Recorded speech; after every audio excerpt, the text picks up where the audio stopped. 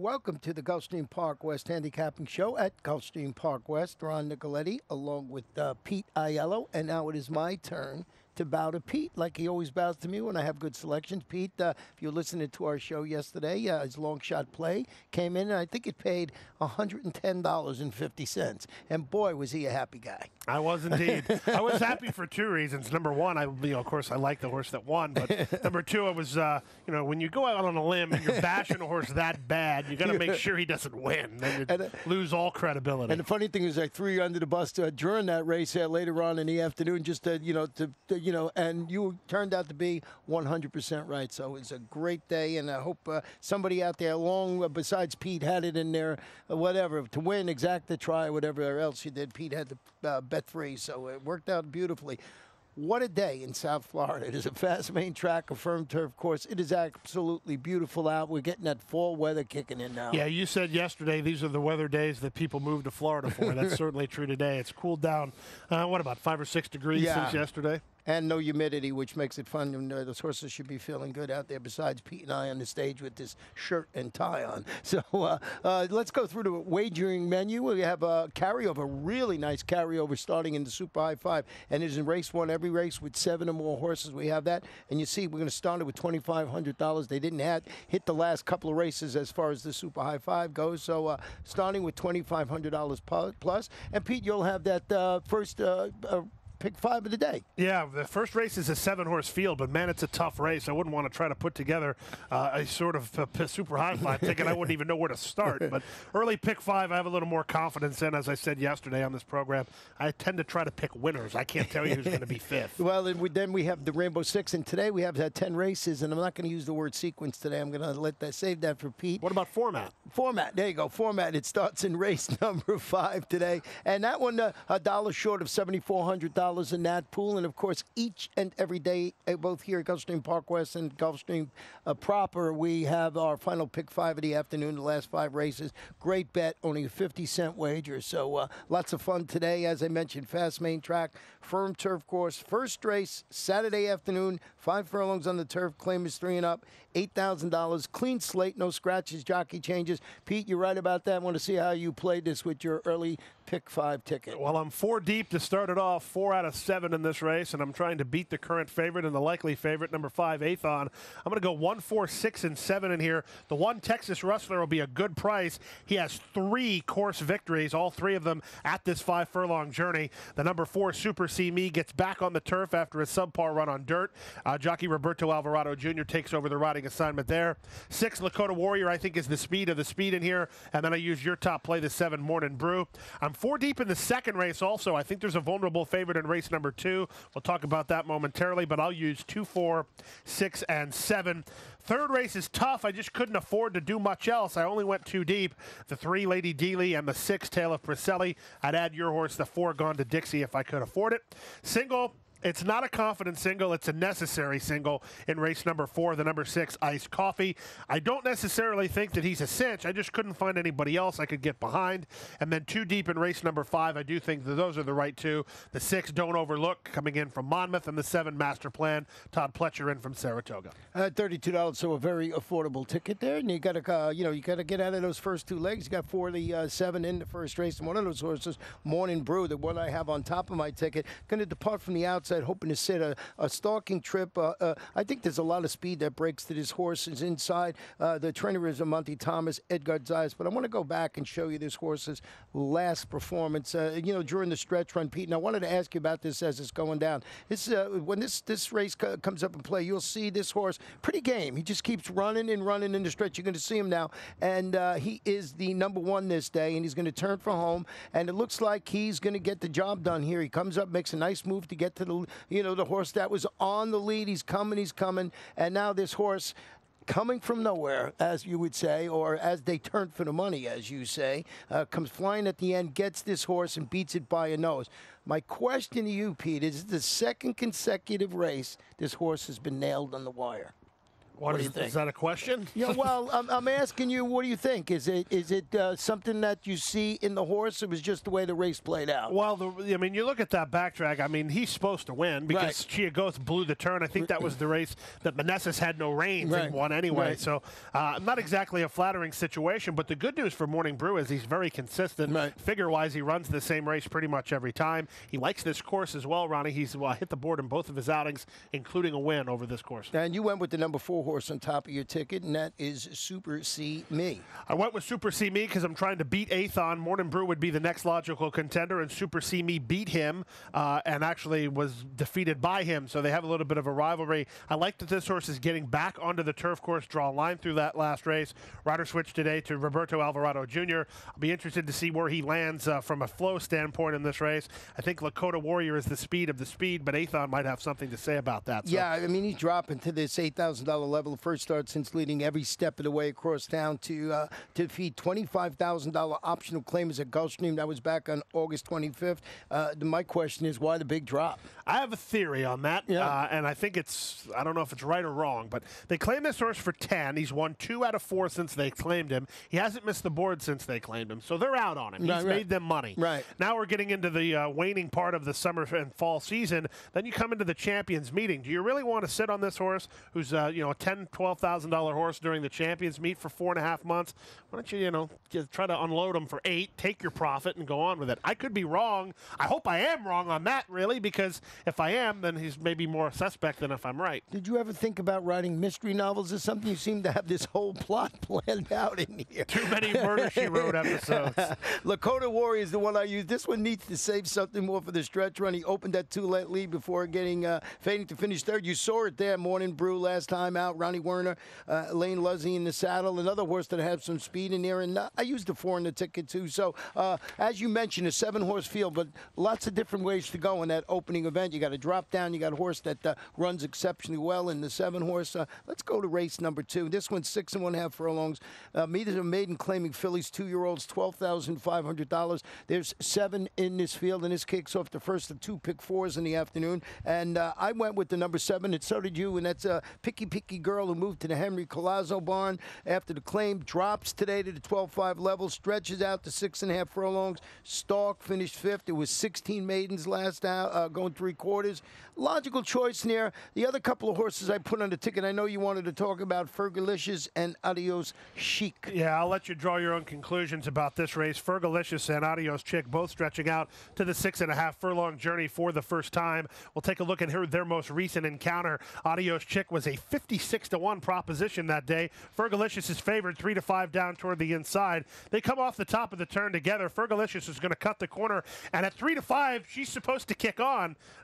She doesn't kick on, not a little bit. She shifted back to the wrong lead there, and she's just a tired racehorse. That was the same story in the race 2 races ago.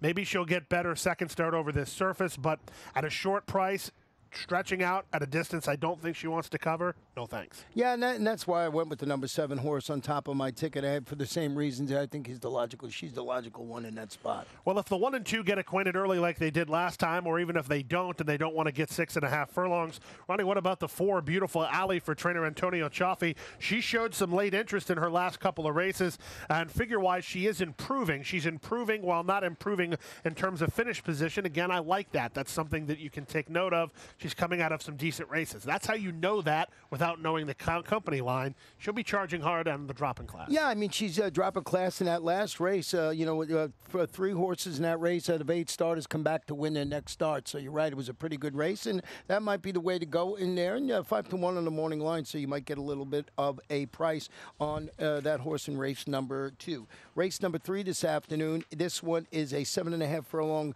turf event. Maiden claimers, fillies and mares, 3 and up. 12-5, scratch the 8, Hot Anastasia. I went with the 4 in here, Pete. Gone to Dixie, cutting back to 7 1/2. Made that middle move last time out to challenge for the lead before fading to finish 3rd. It was against similar quality. Was going a mile into 16. Ian Hemingway, who we're going to mention again, has 2 in the race in here. Lionel Reyes on top of this half of the uncoupled entry. Well, I'm going to quote the late, great Roddy Piper here. Just when you and I think that we have all the answers, the racing office changes the questions. I mean, this is a division division that we've been pretty right on about pretty much all year, and then they throw this race at us, which is the best of the rest from all those other races. I have no idea how this race is going to unfold, and I really have no strong opinion. I do know that the 3 Lady Dealey improved from her first start to her second start, and she lost to a horse in Bull Empress who freaked that day and was not going to get beat. So Lady Dealey seemed to me to be the better of the 2 Hemingway horses, though I used them both. Yeah, you know, this is making his first start since second at this level of distance over at Gulfstream August 27th. If you follow jockeys, Luca Panici, he rode Gone to Dixie last time out, and he moves to this daughter of Gone Astray here. They're both daughters of Gone Astray, so if you follow jockeys, you like Luca, maybe you take the journey with him and go to this horse instead of the 4 here. And I'm in agreement with you, Peter. It was a tough race there. And I know you used the 6 in second, and this one is the morning line favorite, Tale of Priscelli. I just couldn't make this horse. I'm sure on paper he's the one to beat. I just couldn't make him. I can understand that. She's only run 2 turns once, and it was one of her worst races to date.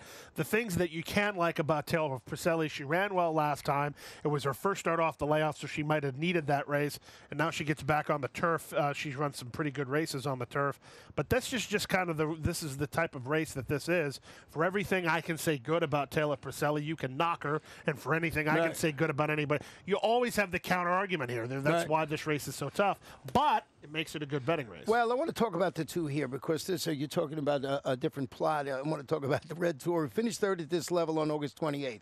Then they put him in for 20,000, and she finishes 4th in her next start. Then she comes back and runs 3rd again at this level on September 29th. So what do? Move her up to the $20,000 level up, and she finishes up the track. So it looks like this horse likes the 12-5 level here, and they keep stepping it up to the 20, coming back. So this is for a minor award. I just wanted to point that out. I just found that interesting when I was looking at the past performances. I'm going to close with this. Everybody in this race, to me, looks the same. When everybody looks the same, and you can think everybody is the same, you can just pick odds. Right. If there's a horse that's 2-1, no thanks, because you can get just as good a chance on a 10 or 12-1 shot. Well, let's go to race number 4, 5 1/2 furlongs. Claim is 3 and up. Non-winners of 2 in life, $6,250. Here is your single, Pete, on the day, and I can totally understand that we're talking about the 6. Iced Coffee, who's turning back to 5 1/2. Duel Throughout came up a half length short, was the favorite that afternoon. Local Return going 3/4 of a mile. I think this is a spot with the turn back. And, you know, when you're trying to get a ticket you can afford, I would single a horse like this, too. I don't trust him, but here's the thing. I don't trust him. I didn't even really want to pick him on top, but let's go through my thought process. Joey Sixpack, yeah, I think there's some other speed for him. He has a chance. He's my second play in this race. 2, no thank you. 3, no thank you. 4, no thank you.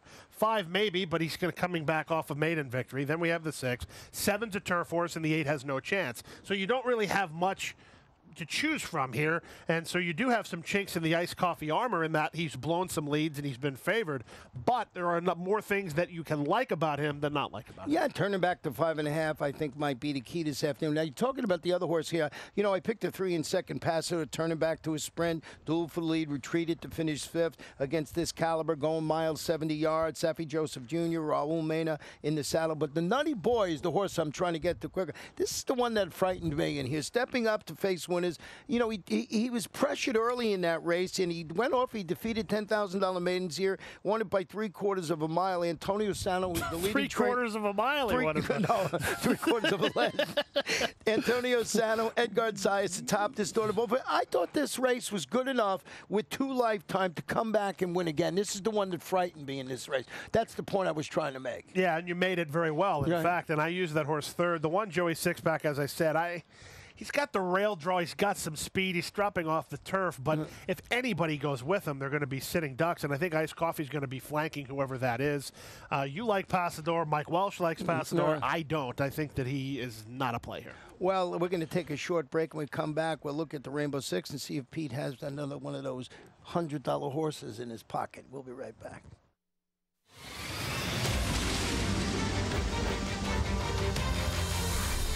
Next January, 12 horses, $1 million buy-in for a $12 million purse.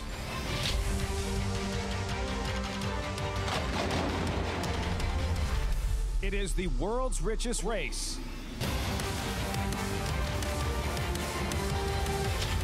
It is the Pegasus World Cup.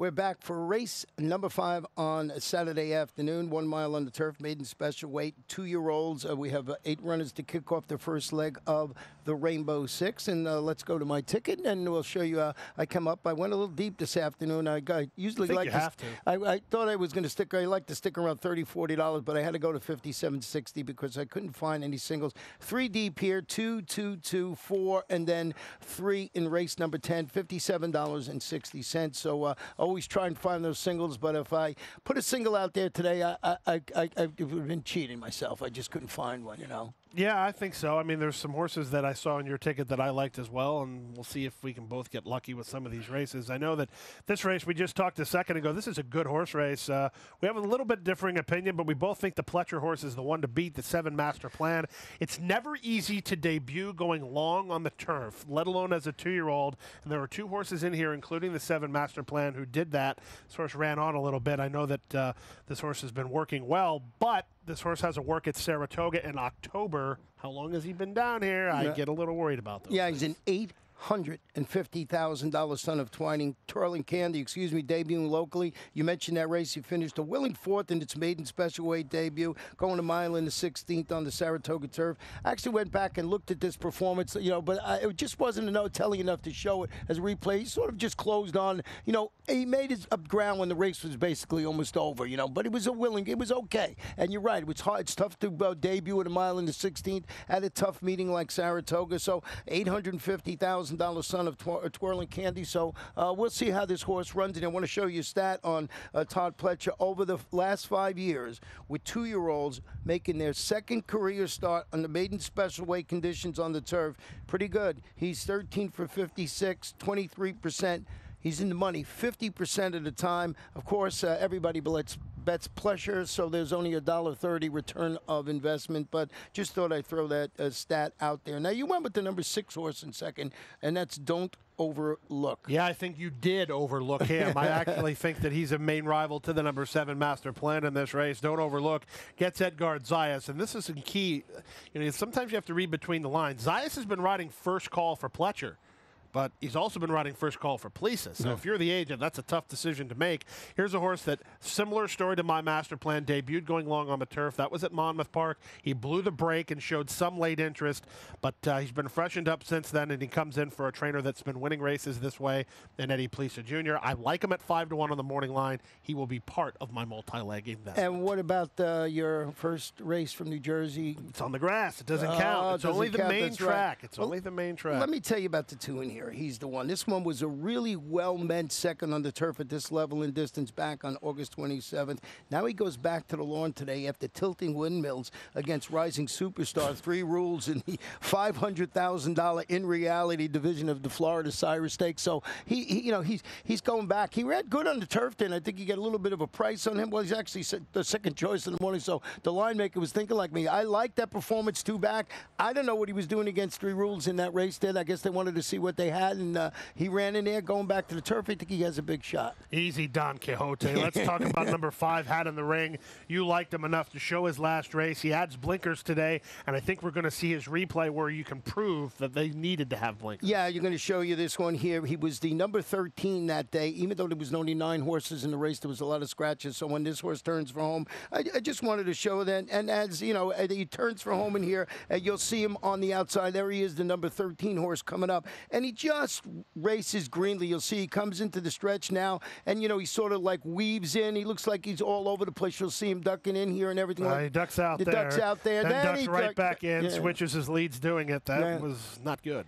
So he's wearing the blinkers today, and I just thought maybe he has a shot. And Lisa Lewis is the trainer. She has a win at this meeting. So we'll see how that horse runs today. I think the blinkers are going to help this horse. Didn't run badly after that, zigzagging in the stretch. 2 things he had never done, and going into that race, he'd never been 2 turns. He'd never been on turf. All things considered, definitely something to work with there. Yeah, so we'll see how that horse performs with the blinkers this afternoon. Now, race number 6 this afternoon. Final pick 5 will start here. 5 1/2 furlongs, maiden claimers. Fillies and Mares bringing up $10,000.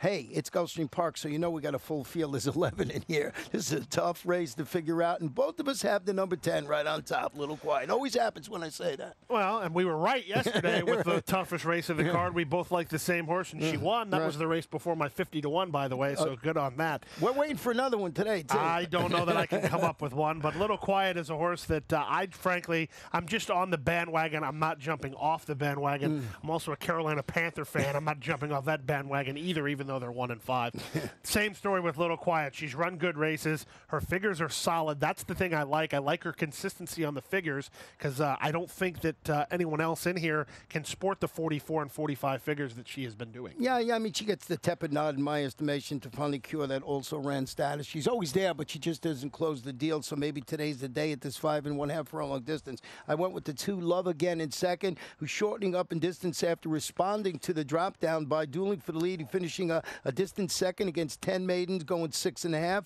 Dave Braddy, Luca Panici in the saddle, maybe the shorter distance, and found its level, I believe. I'll pass. The one thing I will make a reference of, Tyler Gaffleona's in Keeneland here today, so if you're looking for a Tyler off, and why is Tyler off? He's not here. No, he's not here. He's riding, I think, in a stake for Happy Alder. Yes, he is. Yeah. Who else to use? The 9, You Can Do Magic's first start for the Alejandro Memo barn, finished third last time out. Got beat 2 lengths to the number 2 Love Again. Again, for me, I think that this horse has the it's like that horse yesterday of Dwoskins. We talked about it. Got beat 4 lengths to Adagio. Could he make up the 4 lengths on the improve? I think this horse can make up the ground he needs to catch the 2 and maybe even the 10. Yeah, and a logical choice, and he's third choice on the morning line. I went to the inside with my third pick. I'm a Tornado. Was going back to the main track and breaking from the rail. You look at his last race. He broke from post 12. He set a pressured pace in that race. Tired late to finish third against this level of competition. That was going 5 furlongs on the turf. I mean, he was out there in nowhere's land breaking from post at 12 that day. Monty Thomas is really solid with horses going from turf to dirt angle. He's always around 20%. So, that's pretty solid percentages. And I just thought I'm a Tornado. It can run well in this spot. I always like that turf. I'm always a sucker for turf to dirt. Well, Monty Thomas will remain the most underrated conditioner in South Florida until somebody starts listening to me. Well, I got him on a ticket. Let's go to race number 7 this afternoon. Anybody else in 6? No, but I do have a funny story for you. Not to continue to beat the dead horse about the 50-1, but it ties back to Monty Thomas. I called my dad, and he didn't have any idea about that. Right. Said I had a $52 winner. You know what the first question he asked me was? Was it a Monty Thomas horse? Because really? he knows how much I like that? Monty Thomas. Race 7 1/2 furlongs on the turf. Claim is 3 and up. Non-winners of 2 in life. $8,000 scratch the main track only. Number 10, Grand Identidad. And we still dealing with these full fields today, which is so much fun on a Saturday afternoon because you can get some prices in here. And 9 runners will go to the post. I started it with the number 6, Gura Falcon, and so did you. Yeah, see, this is the patented. This race is just even more tougher than the other race we were just talking. Right. Even more tough, excuse me. But Gura Falcon and you and I both land on the same horse. To me, he has the least amount of knocks in the armor. I looked at this race backwards. I didn't, who has the least amount of downside? Well, number 7 is what Pete had in his pocket yesterday afternoon. All hundreds. Is turning back to 7 1/2 furlongs after fighting on through the stretch to defeat those 12-5 maidens going a mile in the 16th. Victor Barboza Jr., MSCL Jaramillo going for 2 in a row. This was a pretty game performance. He fought back, and I just thought I'd throw that one on the ticket, number 7. All hundreds, and I like the connections, and I like the jock, so why not put him on my ticket? I don't know, what is it? 5-1 on the line, I think, or something like that. I'll give you 2 long shots in this race. They're not going to be 50-1, but they'll be decent prices. The 1, Fox Chase, takes a huge, huge class drop, but that's mitigated by the fact that Steve Dwoskin off the layoff, even so, might be worth a shot. And the horse that'll really be a nice price, Edgard Zayas, takes the return call. I'm intrigued by that. This horse beat 1 home last time out with Zayas riding, and he wants to ride him back. Okay, sounds good to me. Second start off the layoff, talking about number 8, Partagas Way, for trainer Louis Oliveira. So that's my long shot play of the day, the 8 and the 7th. 8 and the 7th. Now mark that down, and we'll see if you can do it again. Race number 8 this afternoon. 7 furlongs, claim is 3 and up. Non-winners of 3 in life or 3-year-old. Scratch the 5, Mighty Bite. And I went with the number 3 in here on top, Cold Blood. And I'll tell you about Cold Blood. He's stretching out to 7 furlongs after returning from a 2-month layoff to finish second. Was beaten a length against this level of competition. Was going 6 1/2 furlongs. I'm going to show you a stat on Cold Blood. We're on the trainer, Victor Barboza, over the last 5 years. years, excuse me. Why I said 4, I have no idea. I cut it down a year. Second start after the layoff, claimers on the dirt, 3 for 11, 27%. How about this? 82% in the money, but only that $1.60 return of investment. So that's over 5 years. 4 came out, but I meant 5. And Cold Blood is got the stats and got my top play in the race. And I have no argument at all. I thought the 1 and the 3 were on equal terms. The reason I settled with Carapano instead of Cold Blood, well, there's 2 reasons. Carapano raced against Cold Blood once, and he beat him soundly. Carapano has won over this main track. Cold Blood is not. Did you use the numbers? No, you did not. Number 6, 7 of Jack. This No, one, I don't like him. This is another one from the Victor Barboza Jr. barn who's stepping up to the next level. He followed his 10 maiden victory with a 6,250 lifetime star, going 3/4 of a mile last out. MSC Al Jaramillo, as I mentioned, I like those. He'll be going for 3 in a row. Yeah, he will. He's on a roll. Okay. Yeah. Can't talk you into it? Nah, not really. And then Total Evil, we both use a 3-time winner, moved to the Henry Collazo bond after the claim, is cutting back to 7 furlongs. Trio of solid 4 years. outings, going a mile across town, in which he won 2 in a row and was 3rd in the other one. Note the gelding is 2 for 2 in the money at this distance. So this horse okay. Here's a horse that I want to mention here. He deserves some airtime. He's been favored in each of his last 4 races. Sugar Dandy, 7 furlongs here today under jockey Alvaro Doniz. Alvaro has been the guy who's been able to get some success out of Sugar Dandy. Trainer Sandra Slivka going back to that. Alvaro will be sending this horse. He'll be in front. Can he carry his speed? Maybe. Oh, we'll see how the 8th race, another competitive event. Now, race number 9 this afternoon. We agree again here. Huh? We agree again. Yeah, well, mile in the 16th on the turf. Like minds think alike. No, that's not the saying. Something Like minds think alike. What's that saying? You know what I mean. 1 mile and 1/16 on the turf. Allowance optional claimer. These are state-bred 3-year-olds, or the optional claiming price of 16. Scratch the 6, 11, and the number 12. I'll tell you why I like the 5-star ship, Zorro. The old horse for course angle. This won a winner of 50% of his races on this course. 8 starts, 4 wins, 2 seconds, and a third. That's 7 for 8 in the money. Returns after responding to a drop last time out with a 3-length plus victory in a 12-5 open claimer across town. Loves this surface. Anything else? No. Okay. I mean, like minds think alike. I mean, Who'd you use in second, like mine? The number 1, Matanzas Inlet, loses Cornelio Velasquez. Of course, he's not here, but Matanzas Inlet beat a pretty solid field of maidens last time out. I think he has a chance right back. His only race over this turf course was a good one. Edgar Zeiss with the rail draw. He'll be able to save ground and kick off cover. Well, there's a horse going to try the turf for the first time today, and that's the number 2, Minute Madness. 3rd behind Classy Awesome Banner. That was an $150,000 Foolish Pleasure last time out. Going to try and parlay that recent good form on the dirt into his first victory on the turf. Milt Wolfson, Jonathan Gonzalez in the saddle. I mean, this horse classes up nicely in the spot. Got to prove he can run on the turf, and I think if he does, he's a major player in the spot. No argument there. He's never been 2 turns. He's never been on turf. Those are 2 variables that I can't endorse. Well, we'll see how that one runs in. And I use Little Nick V, the number 7. Little Nick V is stretching out to a mile and 16. He responded to the blinkers off last time out with an improved 3rd place finish, going 7.5. That was against 16 state-bred optional claimers over this very course last time out. Yeah, and you know what else happened over this very course? What? Little Nick V won his only race, and oh, by the way, it was a stakes win over this course. So there you go. Horse for course angle. Do you have him on there? Oh, you got him in 4th. So. Let's go to race number 10 this afternoon.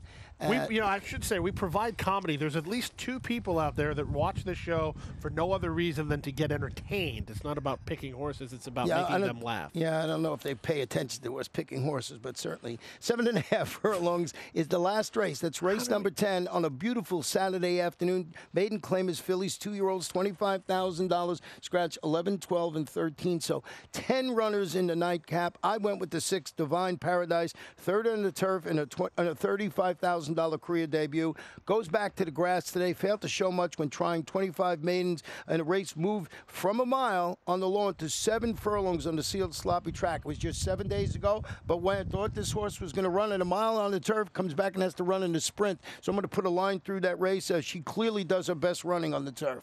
No argument there, but you're missing something, and you're really missing it because you don't have this filly anywhere on your ticket. Yesterday, you picked a horse actually more prominently than I did.